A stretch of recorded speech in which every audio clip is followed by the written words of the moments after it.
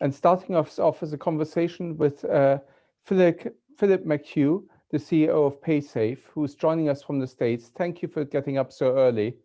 But I think it's really exciting to have you with us because Paysafe has been one of the very innovative companies and one of the fintechs we're talking about over these days. And so it's really interesting to kind of get the business perspective and how you see the impact of regulation in your sector. Maybe I start with that, Philip. What do you see as some of the big trends for your industry at the moment? No, thanks. First of all, thanks for having me. And it's never too early. I'm used to European time anyway. We have lots of business in Europe. But yeah, it's look, in terms of the regulatory trends or just the broader trends in our industry, the first thing I'd say is we get asked a lot, does COVID change things? Have things really changed? And the first thing I always say as I take a look back is, fundamentally nothing has changed, but everything has accelerated in my view. And when I take a step back and look at the last, 12 months that we've been through, the trend to move to e-commerce and digital commerce, of more goods becoming digital, hasn't changed. That was happening. It has accelerated dramatically. The need not only for certain types of businesses to have both an in-store and a digital strategy was already happening, but it's gotten faster. Now it's a critical must. Every single type of business, every single type of store, even the most traditional type of business must have both an in-store and an online and a digital commerce angle to it. That trend has just accelerated. The adoption of consumers transacting and buying more in the digital world has accelerated, as has the confidence and use of alternate ways to pay and transact in the online world. I think that's a very important trend that was happening regardless, but I think it's accelerated dramatically. And just to land the point, I think technology resilience and information security, which are clearly two topics from a regulatory mindset. These were big topics already. They were massive topics pre-COVID. I think they've just gotten more important. How do you run a global enterprise remotely? How do you ensure in a digital world that you're always up? You don't have a physical store to deliver. And of course, cyber attacks have followed the trend and also gotten more aggressive. So it's an acceleration of the existing trends, I think, is the biggest so what for me right now. Philip, interesting. I'm not sure whether you, most likely not, because I heard the Commissioner, Mairead McGuinness, this morning, because she opened up our conference, and she more or less exactly said the same thing from a policymaker side. So it's very much clearly a trend emerging here, the acceleration of the move towards digital. Yes. And before I move on, maybe one thing I forgot is if the audience has questions for Philip, just send them through on the Q&A function and I will try and integrate them. But coming back to what you said just now, what does that then mean more specifically for your own sector, for the payment sector? You already said that, it imposes new challenges and opportunities, but what type of impacts have you seen and how is it impacting the sector more generally? I think, look, generally speaking, payments and kind of the broader financial technology, we have to say has been a net beneficiary, right? So the macro trend is from the physical to the digital world.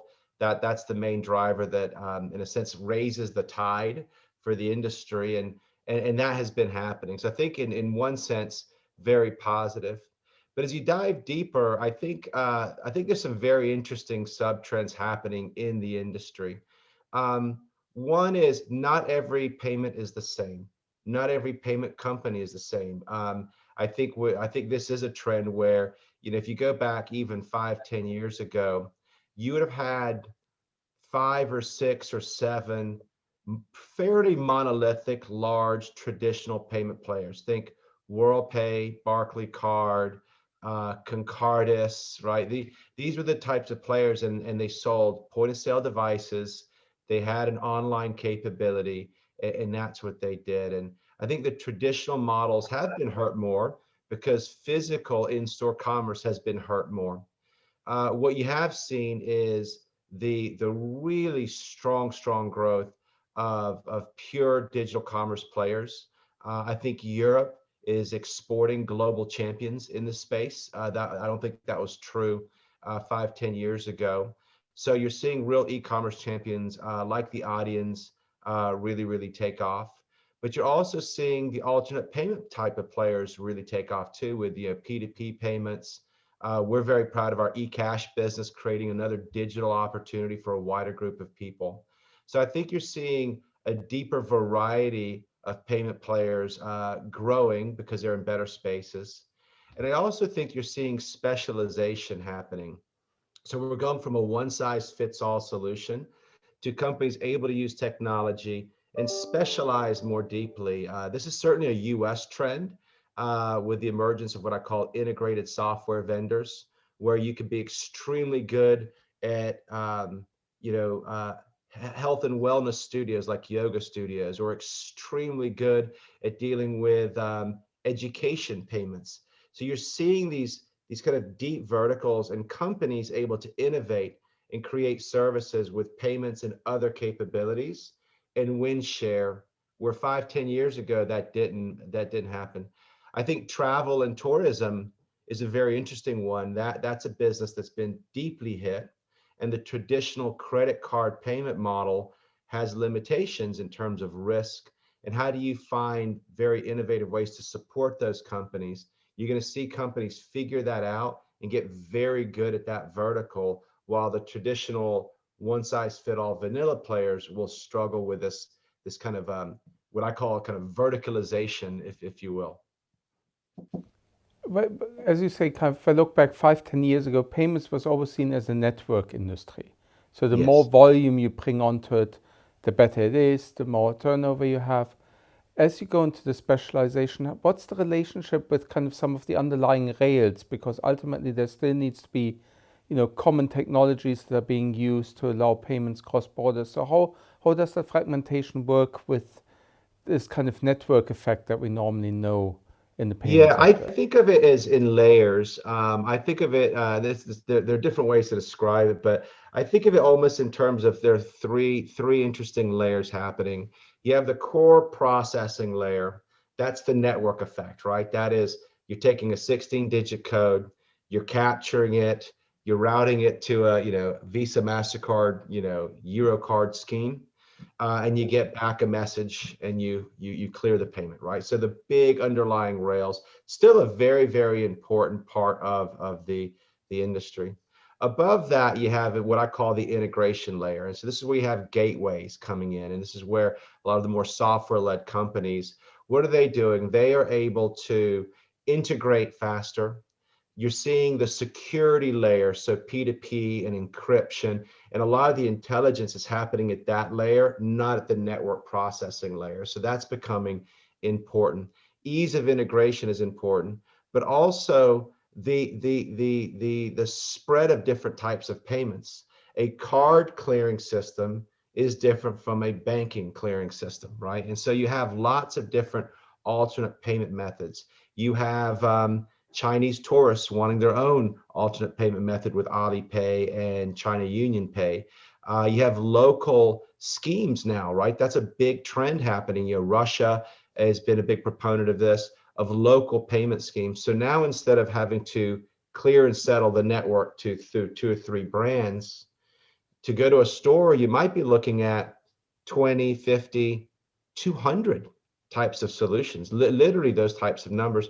So the integrated players, they're able to capture all these payments, route some to Visa, MasterCard, route some to a Trustly, route some to Alipay. So that ability to integrate, protect, and route is creating a ton of value. So that's almost a second industry now that you're seeing. And then the third layer above that is where you start to go beyond payments. Okay, you start to add different capabilities and functions. And you're seeing players like Square are clearly been very successful at this.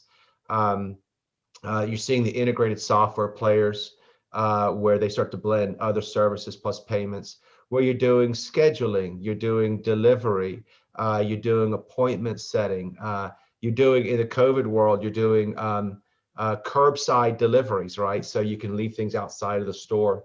So you're starting to add lots of commercial capabilities around that, and the top players, and we're very focused on those top two layers. We're not focused at all on the third layer. I spent my career in that third, that that bottom layer, and it's really the first two layers where you're really closer to the merchant now, and you're really helping them drive business more. So it's kind of how I see the evolution of the business currently. It's interesting because I think you've kind of not alluded to, you actually explicitly mentioned kind of that new use cases are emerging. Ultimately, it all comes back to the customer or the consumer, depending whether Correct. it's a business or an individual. And how have you seen through digitalization or through other behavioral changes, just the demand of the consumer change? Because industry is not evolving for its own sake. You're normally responding to a changing demand. And, do you think the consumer is becoming more sophisticated, using different types of payment for different contexts, or they're moving away from traditional payments? What do you think is driving that consumer demand or customer Yeah, demand? yeah, I think it is interesting. Change in payment behavior is typically slow. I think historically it's been slow, right? So, we've predicted the end of cash and checks, I think since the 1970s, 50 years ago, and have been wrong.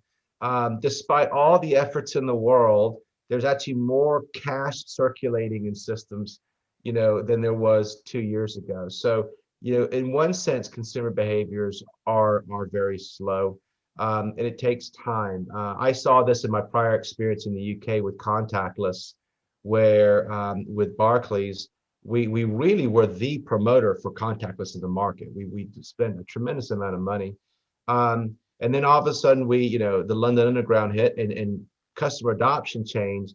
And within 2 years, the leading demographic that was using contactless was over 60-year-olds, right? So it went from a new technology to a very established technology very quickly.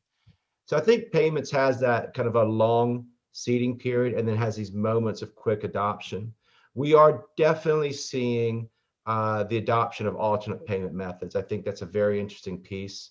The power of digital wallets are creating really powerful solutions for customers. That's obviously an area that we like, but I'd say there are, 2-3 dozen in Europe type of digital wallet players with interesting solutions, creating capabilities, flexibility.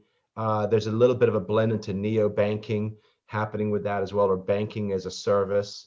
So I think, and consumers are adopting. They are seeing that.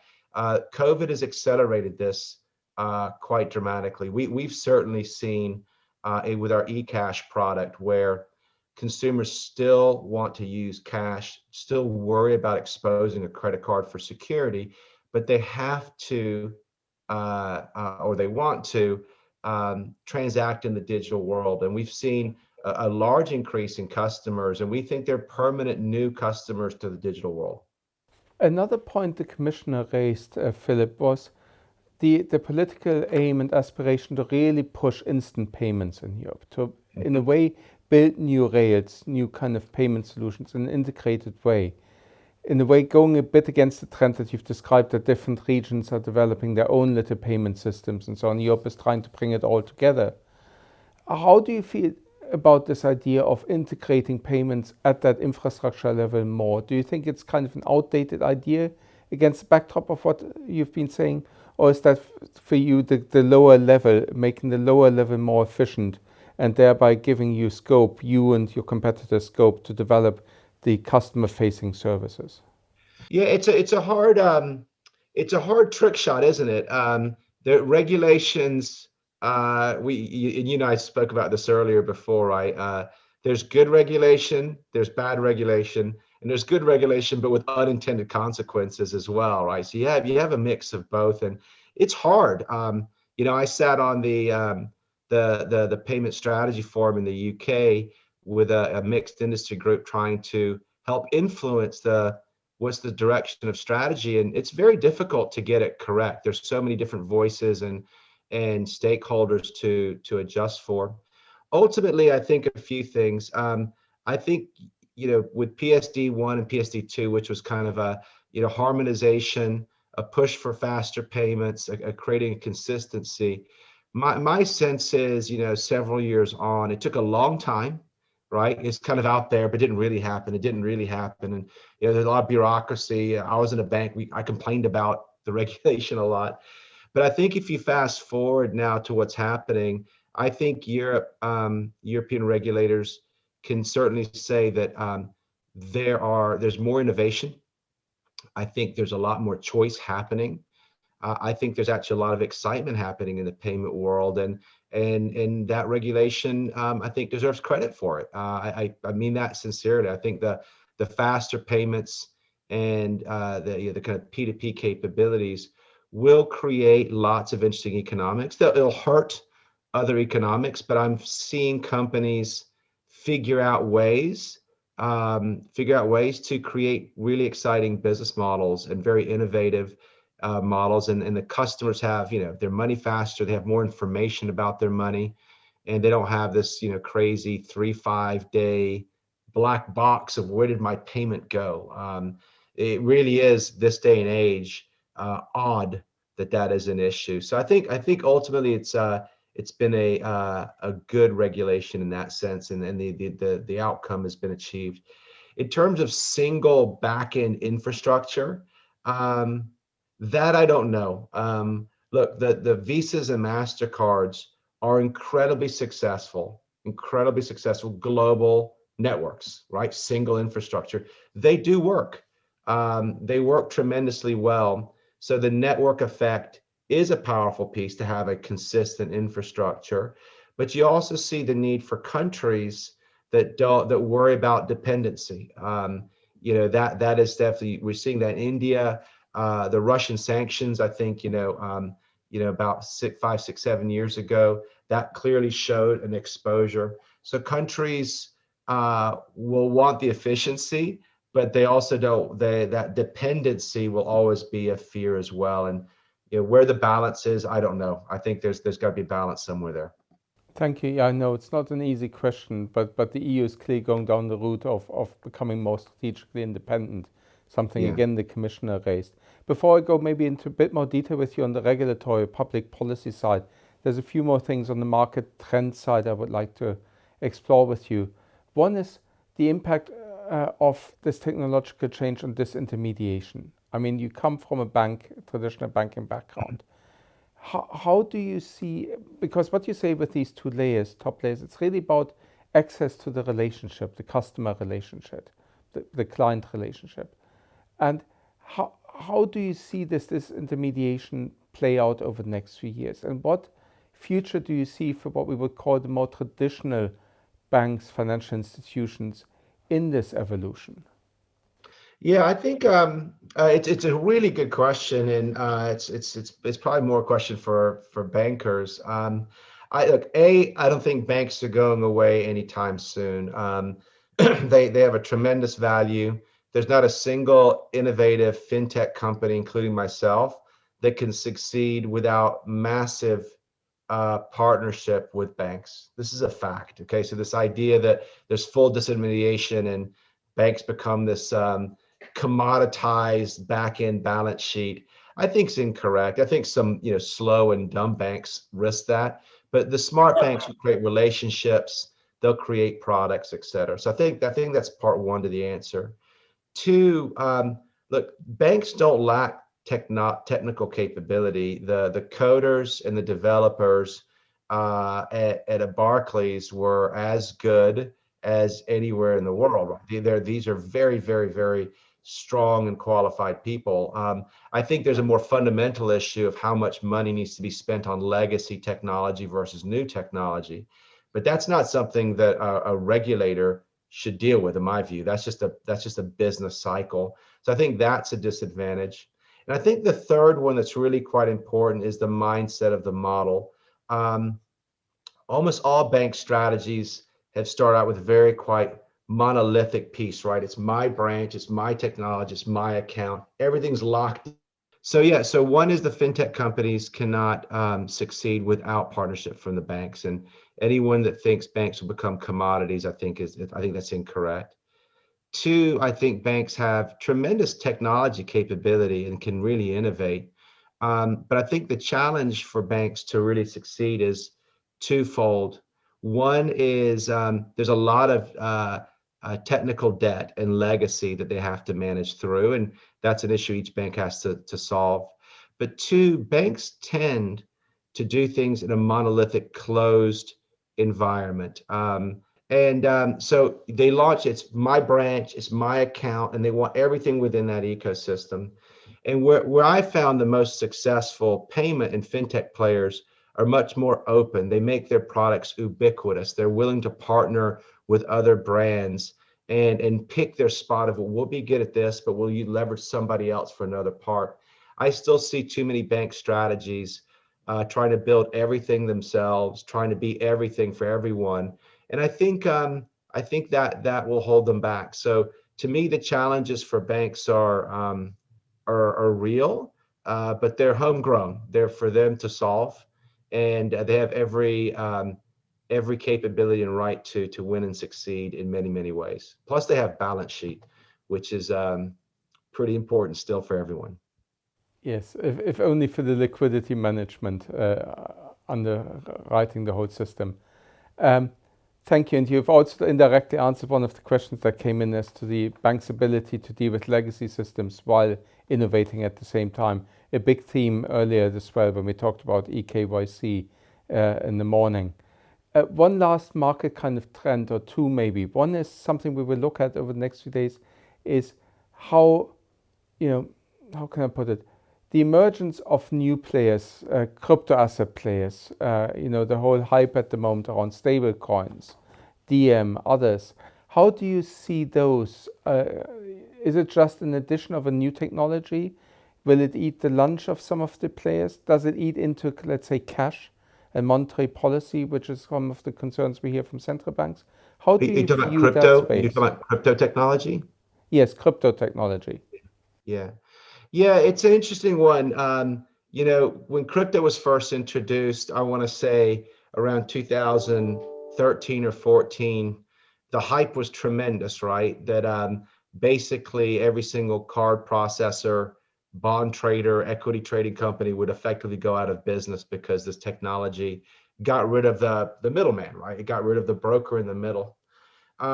It failed to recognize that actually owning and running crypto technology is not necessarily free or cheap. There's actually a tremendous amount of technology to make that work as well. So from a cost perspective, I still am unconvinced that it's better than moving to cloud processing on traditional technology. So that's part one. Crypto has definitely exploded. Everyone is interested in it. We're active in that market as well. I think there is a lot of interest. I think you'll see some fairly specialized solutions come out of it. I think you'll start to see traditional players like banks and networks incorporate aspects of crypto into their technology. So I see it more as an evolution versus a revolution. And all of the volume right now, there's a tremendous amount of volume, but the money being made is on price speculation. It's about betting on currency values going up and down. The actual real world use of crypto solutions, I still find limited. I think for consumers, it's extremely limited. No one wants to inject a FX currency cost when they want to buy a coffee in the morning. They don't. You have a euro, it stays the same. So I think there's still a long road before we see a true, kind of business and consumer applications. I do think the technology will be incorporated. I continue to see there'll be lots of interest, but I think it's a long road. I think it's more of lots of excitement, but the real change is a slower evolution. And that brings me to one follow-up question, which also just came in from somebody in the audience. How do you view the digital euro? We have a separate session both on crypto assets and then a separate session on the digital euro. So the idea of issuing, fiat normal currency into kind of the blockchain or into kind of programmable solutions. How do you see that? And the reason why I think it's exciting is because it opens a gateway into machine-to-machine payments. You know, that your Alexia can start and pay for you, or whatever you can think of as use cases. Internet of Things, your fridge can pay for the milk. So how do you see that evolution, and how significant do you think the expected announcements around launches of digital euros or digital central bank money is in this process? I think it's a very cool concept. I mean, for me, basically, it's crypto with a central bank backing it at the end of the day, right? And as much as people like to say that they're going to free themselves from central banks, I still believe that the vast majority of consumers, myself included, I would like to know that the Bank of England or the central bank or the U.S. Federal Reserve is is involved in creating stability and policy that you can read and understand. So I think that backing is important. Then it really becomes a form factor. Look, the world already is in digital currency. Credit cards is digital currency. There's no euro being traded. My entire business is digital currency. I'm sending units back and forth. I'm sending euros as a unit, and I'm sending it on multiple types of rails. I've got my own proprietary eCash rails. I use Visa and MasterCard rails. If I'm working with a Trustly or another partner, I'm using their rails that they've created. So if the European Union creates, a very efficient set of rails to transact currencies, the clearing and the back-end processing is faster. That's one. Frankly, the KYC and AML and the tracking is perfect, right? That's an elegant solution, and unleash companies to package, really useful consumer solutions around that basic capability. I think it's certainly one worth pursuing. Let me come, maybe one very last question on kind of the digital transformation, because when we had a conversation, Philip, you made a good point that while there's all this expectation about the digital transformation of society, there's also infrastructural limits to it. Basically, we still have gaps in the rollout of the digitalization. Where do you see that, and how does that impact, your ability to provide services to your customers or meet customers' demands? And also, what does that mean for Europe's, from your perspective, Europe's international competitiveness, maybe compared to other regions where this rollout is happening quicker in relative terms or slower? Yeah, it's really both, depends on the country, right? So yeah, there is the adoption. At the end of the day, we have to, and I certainly learned this when I was working fairly closely with regulators in the UK market. As much as you put on your business hat or your corporate hat, you have to make sure that the full gamut of consumers are taken care of, right? That not just a certain population can follow this digital wave, but the entire population can follow that wave. And that's a mix of underbanked, people have less access, people that are security conscious, credit card numbers or account numbers are stolen, and people jam jar, people categorize their spend. We like to think that everyone will go to a single payment form factor and use it efficiently. That works in our mind, but that every single one of us has 5 or 6 different credit cards, and some use a debit card at the supermarket and a credit card when they travel. It's not rational. People like to categorize their payments. People don't have access to certain types of payments. People are scared of using it. There are all sorts of reasons. The fact is, you need to have a solution for everyone, and that's going to mean multiple solutions. So cards is big, P2P will be big. This is a little self-promotion, but we find the eCash product very, very powerful. We access people that want to play video games, that people want to buy goods online, people that don't want to have their card exposed, or maybe want to find an easier way to deposit money into a neobank without going to a branch, because where they live doesn't have branches. And so how do you create those solutions? And I think consistent rules, open banking, easy APIs.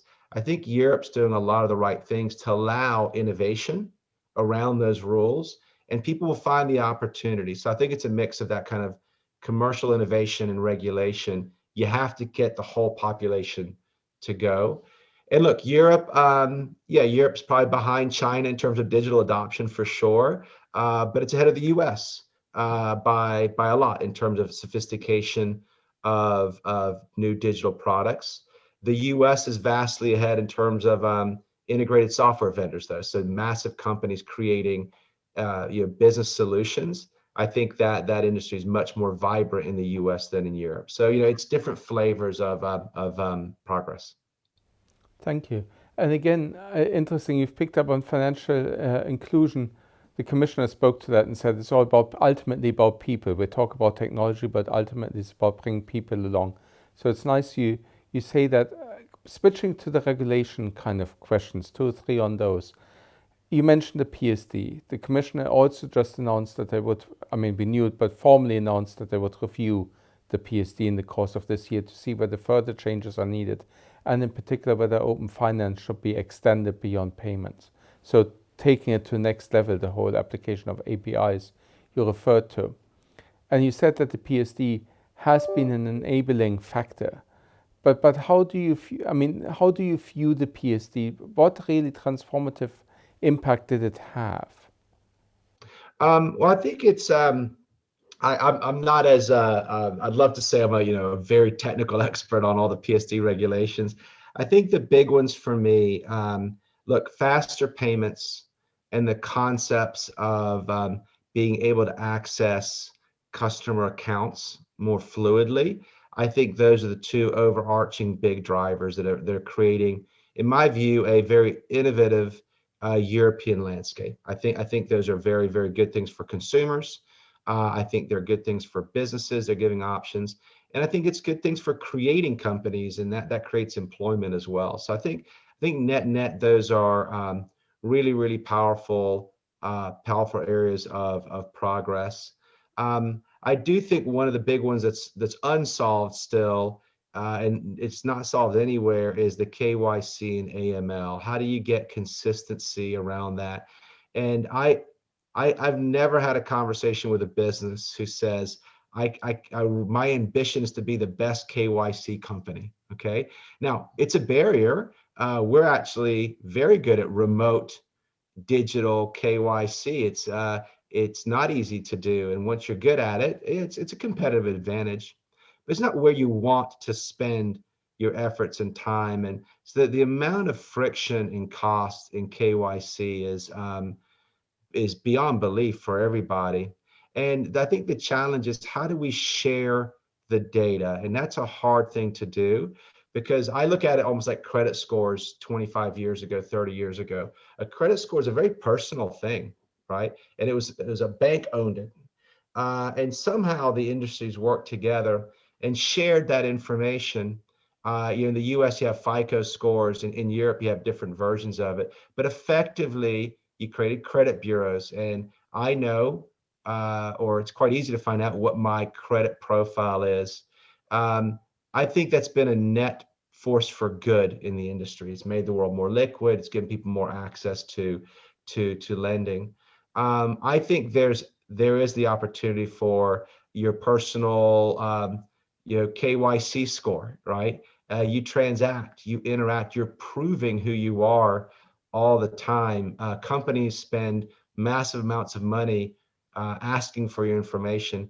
How do you make that? How do you democratize that more? I think that takes friction out and opens up even more access, takes out more cost. So that's still an unsolved one. That's difficult, but a big one, a big prize that I think everybody would support. And maybe that's too hard a question for you running a business, but what would be your wish when it comes to KYC? We had a panel on that this morning. There were debates between public utility type models and more data sharing between private companies. I see the credit bureau as the ideal model. My FICO score today is 740. Okay, in America, your FICO score like your telephone number. It's a cultural thing. it'd be great to know that my KYC score is 680. Okay. And when you go to open a new relationship, you ID yourself and you're a 680. Oh, this is somebody they've proven their transactions, their source of funds are very good. Instantly businesses opened up. So I think I personally I like that model on the KYC front. Thank you. Another area that has kept us busy over the last few years is, putting it simply, price regulation. So the interchange fee regulation has capped fees for debit cards and credit cards. The whole purpose of it was to stimulate innovation, bring new players in, and in a way cap the revenue that some of the network players could generate. How do you see the implementation of the interchange fee regulation, in particular if you say that these big monolithic payment solutions are losing market share, or kind of supplemented by significant new players coming into the market? Is that Yeah, to some extent because of these price caps, or how do you see them playing into these market developments? yeah, I think look, this is a personal view. I think the interchange regulation is a failed regulation in Europe. You saw the regulation happen in Australia. You saw it happen in Europe. In the U.S., it doesn't. The U.S. has a very different model, and I think it's a good debate. Intrinsically, cheaper price to merchants is a better thing, and everyone wins. I'd say three things happen. One is the larger corporations certainly got cheaper pricing. Smaller corporations did not necessarily over time, and that's proved out in almost every market. Three, consumers fundamentally lost. And if it's ultimately about the consumers, I think they were lost in that debate. In the US, you see the amount of co-brand cards and benefits that consumers get. It's a much more diverse, much higher level of service, of opportunity type of programs. Just the amount of cards a consumer has access to is a much more vibrant industry. And now they have to compete against instant ACH and instant clearing, and Venmo is big deal. There's lots of competition, but they're able to compete by providing things that those companies cannot do. Mileage cards or loyalty cards, shopping discount cards. All of those programs in Europe are de facto dead, in my opinion. Every single one of them. You have a plain credit lending card and you have a simple debit card. So the functionality of cards were limited. There's lots of other programs, but I think ultimately it took choice away from the consumer, and I think that's a bad outcome. If I were to follow up on this one, then if, and I'm not saying one does, but if one were to feel that the international card schemes are still very dominant in the payment space, what action would you propose policymakers should take? Should they just watch the market evolve because the issue will erode or resolve itself over the next few years? Or would you, as a competitor in that space, see some alternatives that policymakers should take? Yeah, I think they're clearly very large and powerful companies, and technology clearly lends itself to consolidation and large players, right? I see that. I'm not a small player. I'm not a large player. I'm a mid player in this market. So you're very aware of players and sizes. Yeah, the schemes are extremely powerful and dominant positions. But I also think competition and choice and types of products has really expanded. I think it's actually we're in a moment of pretty vibrant markets, and you have to watch out for behaviors of trying to dominate or use power to block out competition. But on the net, when I look at the trends of adopting alternate payment methods, I look at the trends of P2P. I look at all of these, the neobanks coming in. I think generally people should feel pretty good. It's a very vibrant, innovative, fast-moving market. Consumers are getting more choices. Businesses are getting choices now more than they had. And I think if you go back where we were 10 years ago, where it would have been, Visa, MasterCard, Amex, and the top 15 banks, that would have described the European payment landscape effectively. If you make that description today, you wouldn't say that. You have to put 60 different names out there of different players, and I think that's a good thing. And maybe one follow-up on that one is also because, again, I don't know why I quote the commissioner, because she gave an excellent speech, plus she covered so many things, but she also announced that the European supervisory authorities would look at the role of the GAFAs, the big techs, in payments and beyond that. How do you see their role in evolving in this? Because they become in as intermediaries at the top layer that you've described. They've got the customer relationships. So do you see potential threats coming from there to your business model? Yeah, of course. I think every single business in the world, if you don't wake up in the morning and worry about what Google and Amazon could do, you should. These are very powerful companies.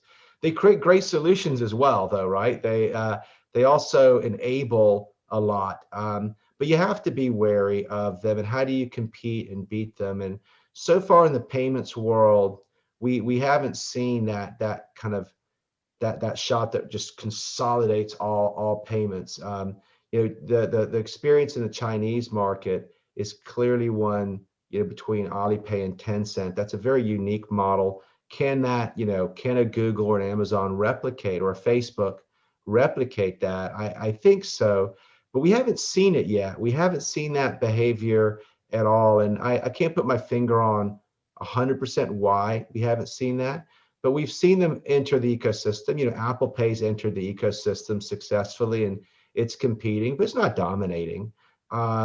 Google's now adding more and more services, trying to copy its India experience, and it's very interesting. But it's not dominating, and then Amazon's really about seamless consumer behaviors. They're staying within their platform. What I do think is authentication is their superpower. They have so much information on the consumer, fingerprint, Face ID, the way we hold our phone, that they can authenticate us incredibly well. And while that's very powerful, and you can interpret that as scary, it's also extremely useful in a KYC world, in a fraud world, to be able to authenticate. So look, a threat, a partner, they can add a lot to the industry as well, and we just have to figure out how to navigate that. I think you've summarized nicely the theme of this conference, because I think all of these technological developments create threats, opportunities, and partnerships. It's not one versus the other, as you said at the beginning. Philip, I thoroughly enjoyed this conversation, just kind of getting your insights on how you see the market and technologies evolve. I would like to finish on one very, very small question, which is, where do you see the vision in 5 years' time? If you kind of were to scroll forward, what kind of scenario do you envisage? Just a short reflection on that. For payments in general. Yes. Oh gosh, I wish I had some like magical sweeping statement, but I'm going to disappoint you on this one. Look, I think in 5 years, everyone's going to predict that the market is going to consolidate and there'll be fewer players.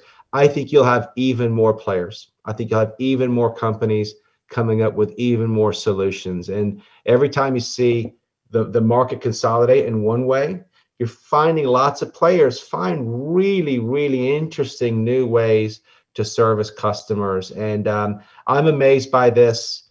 Every time I think I know the market, I'm all of a sudden dealing with 5 new players that I didn't even hear of a few years ago. So I think in 5 years, we'll be having the same conversation.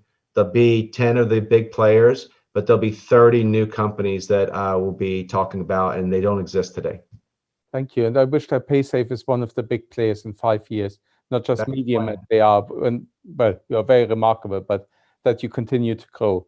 Thank you so much, Philip, for your time this afternoon, this morning on your side of the pond, and speak to you soon. Thanks for being with us. Thank you. Really enjoyed it.